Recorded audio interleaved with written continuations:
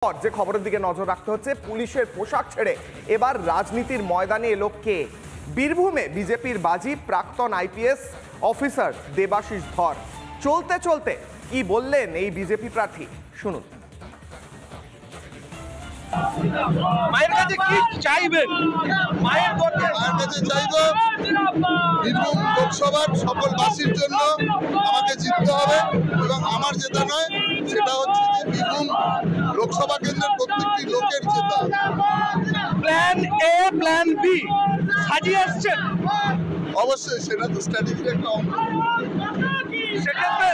সেক্ষেত্রে স্থানীয় নেতৃত্ব, যারা জেলার এতদিন ধরে নেতৃত্ব রয়েছে, কেউ রয়েছে, তাদের সাথে কথা হয়েছে? অবশ্যই, সেটা ছাড়া তো ওনারা আমার গার্জিয়ান হন, ওনাদের গাইডেন্স ছাড়া কখনোই যুদ্ধ জয় সম্ভব না। 40-42 ডিগ্রি পর্যন্ত তাপমাত্রা ওঠে। একজন প্রাক্তন আইপিএস খুব ঠান্ডা ঘরে থেকেছেন এমনটা কিন্তু বলা হয়, তাহলে সেই ক্ষেত্রে অসুবিধা হবে না? না, এটা টেম্পারেচার আরো ভোটের পারদ চড়ছে। দেখুন, আমরা সব রকম পরিস্থিতিতে অভ্যস্ত, সেটা মরুভূমি হোক আর সেটা বরফের জায়গায় হোক। আমরা যখন অপারেশনের জীবনে অনেক কিছু করেছি, এটা আমাদের কাছে কোনো রাখে না। যত ভোটের পারদ বাড়বে তত আমাদেরও কর্মক্ষমতা আরো বাড়তে থাকবে। ব্যক্তি আক্রমণ নাকি রাজনৈতিক আক্রমণ? আমি ব্যক্তি আক্রমণে বিশ্বাস করি না। পলিটিক্যালি যা হবে পলিটিক্যালি। লাভলি মৈত্র বলছেন যে তৃণমূল এমন একটি দল, যত কাটবে ততই বাড়বে, কারণ ঘাস ফুল, এমনটা বলছেন লাভলি মৈত্র। তবে তার স্বামী শুধু সৌম্য রায় নয়, আরও বেশ কয়েকজন আমলা কমিশনের সাজা পেয়েছেন। তারা কারা, আসুন দেখি। কমিশনের সাজা অর্থাৎ কমিশন বদলি করিয়েছে, নাহলে সরিয়েছে, এমন কারা রয়েছেন? ডিজিপি পদ থেকে রাজীব কুমারের অপসারণ। আমরা দেখলাম রাজীব কুমারকে সরকার অর্থাৎ তৃণমূল কংগ্রেসের শাসিত এই মুহূর্তের রাজ্য সরকার তাকে আনলো পদে, তারপরেই নির্বাচন কমিশন তাকে সরালো। এরপর কে রয়েছে সেই তালিকায়? অপসারিত পূর্ব মেদিনীপুর ঝাড়গ্রামের জেলা শাসকও, অর্থাৎ ডিজিপি তো বটেই, একদম টপ যে ক্লাসের আমলা, একদম ওপরে যিনি বসে রয়েছেন, তারপরে পরপর জেলা শাসকরাও ঝাড়গ্রামের এবং পূর্ব মেদিনীপুরের জেলা শাসকদেরও সরায় নির্বাচন কমিশনের। এরপর কি পদক্ষেপ? অপসারিত পূর্ব বর্ধমান ও বীরভূমের জেলা শাসক, একের পর এক জেলা শাসককে সরিয়েছে নির্বাচন কমিশন। মুখ্য নির্বাচনী আধিকারিকের দফতরে 2 অফিসার অপসারিত, অর্থাৎ কলকাতায় রাজ্যের নির্বাচন যারা দেখবেন, যারা দেখভাল করবেন, যারা কন্ট্রোল করবেন, তাদেরকেও সরানো হয়েছে। তারই সঙ্গে সঙ্গে ডিসি সৌম্য রায়ের বদলি, যে খবরটা আমরা এক্ষুনি দেখালাম, সৌম্য রায়ের বদলির পরেই লাভলি মৈত্র বলেছেন যে বদলি করে কোনো লাভ নেই, তৃণমূল কংগ্রেস জিতবে। তাহলে কি বদলি না করলে তৃণমূল কংগ্রেসের না জেতার সঙ্গে কোনো সম্পর্ক আছে? সেই নিয়েও প্রশ্ন করছে বিরোধী দলগুলি। এরই সঙ্গে সঙ্গে লাভলি মৈত্রর বার্তা, এবং তারপর মুখ্যমন্ত্রী মমতা বন্দ্যোপাধ্যায় এর আগেও বলেছেন এবং ফের আবারও নতুন করে বললেন যে কাউকে বদলি করে কোনো লাভ হবে না। যে বিষয়ে নজর রাখতেই হচ্ছে, বিরোধী দলনেতা শুভেন্দু অধিকারী প্রচার সভায় শাসক দলকে চাঁচা ছোলা ভাষায় আক্রমণ করেছেন। বামেদের সম্পর্কেও তিনি বলেছেন।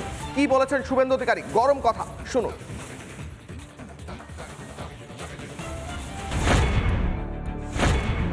সিপিএম এর বিরোধী দলনেতা ছিল, ওটা সেটিং, আবার ভোট কাটার জন্য লড়ছে। এখানে কি কোদাল বেলচা আছে নাকি? একদম ভোট দিবেন না পুরনো বামপন্থীরা, একদম ভোট একদম দিবেন না। পারবে না এরা লড়তেও পারবে না, এই গুন্ডাদের সব সোজা করতে পারবে না। যদি কেউ পারে, তার নাম নরেন্দ্র মোদী পারবে, অন্য কেউ পারবে না। 6 জন করে কেন্দ্রীয় পুলিশ প্রতি বুথে ওয়েব ক্যামেরা থাকবে। যে সামনে বেরোতে পারবেন বেরোবেন, আর যে বেরোতে পারবেন না সামনে, ওদেরকে চোখ মারবেন, ভিতরে গিয়ে পদ্মে টিপে দিবেন। ইভিএম এ ভোট, ভিভিপ্যাট যুক্ত। আমরা বুঝে নেব ইঞ্চিতে। এবারে গণতন্ত্র রক্ষা করার লড়াইতে ডু অর ডাই। লুম্পেন ভাইপো আর তার সাকরেটদেরকে একেবারে জোট বেঁধে আমাদের এই গণতন্ত্র রক্ষা করার লড়াইতে জিততে হবে। সুপ্রভাত। দেশের সবচেয়ে বড় নির্বাচনে দামামা বেজে গিয়েছে। প্রার্থীরা নেমে পড়েছেন প্রচারে। জনসংযোগে জোর দিতে কেউ করছেন রোড শো, আবার কেউ পায়ে সারছেন প্রচার। কে এগিয়ে, কে পিছিয়ে, কাদের ভরসা তারকা, এবং কে প্রচারের ময়দানে দিচ্ছেন জোর টক্কর, আর কেই বা গরম গরম কথায় বাজার করছেন গরম। সেই সব নিয়ে শুরু করছি 42-এর লড়াই। 42-এর লড়াইয়ে বিভিন্ন থাকবে প্রতিবেদন এবং তারই সঙ্গে সঙ্গে প্রথমেই যে প্রতিবেদনের দিকে নজর রাখবো, আক্রান্ত দলের একাধিক কর্মী রাস্তায় নেমে প্রতিবাদের নেতৃত্ব দিলেন শুভেন্দু অধিকারী। ক্যানিংয়ের রাস্তায় প্রথমে মিছিল, পরে সভা করে রাজ্যের শাসক দলকে তোপ দাগলেন বিরোধী দলনেতা শুভেন্দু অধিকারী। দেখুন। শাহজাহানের এক অনুচর হোসেন শেখ, তিনি আমাদের মন্ডল সভাপতি সুব্রত দাস সহ অনেক কার্যকর্তাকে মেরেছেন। আমি আজকে এখানে এর প্রতিবাদ করার জন্য এসেছি।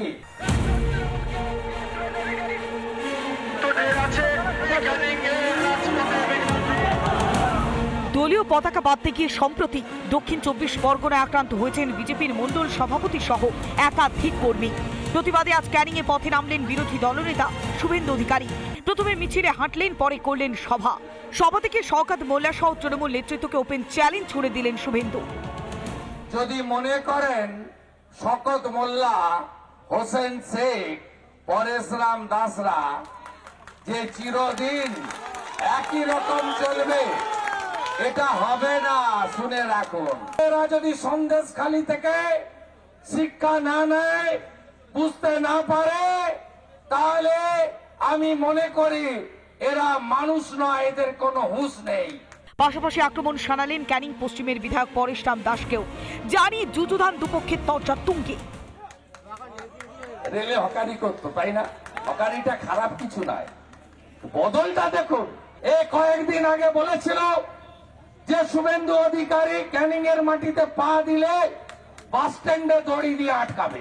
ক্ষমতা থাকলে পরেশ বেটা, দড়ি কোন দেশের দড়ি আছে আনো। শয়ে শয়ে পুলিশকে পিছনে নিয়ে গিয়ে আগে পিছনে নিয়ে এসে আজকের মঞ্চে দাঁড়িয়ে দাঁড়িয়ে অনেক বড় বড় কথা বলেছে। আমি আপনার ফোনের মাধ্যমে, আপনাদের চ্যানেলের মাধ্যমে আবার আমি ওনাকে চ্যালেঞ্জ জানাই, আসুন ভোট প্রক্রিয়া বাদ দিয়ে দিক, আসুন ক্যানিংয়ের মানুষ যে কথাটা বলেছে সে কথাই আমাদের কর্মীরা তাকে দড়ি দিয়ে বেঁধে ক্যানিং বাস স্ট্যান্ডে হবে।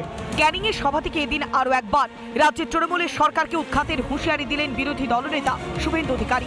আবেদন করলেন ফের নরেন্দ্র মোদীকে প্রধানমন্ত্রী করবার। রিপাবলিক বাংলা।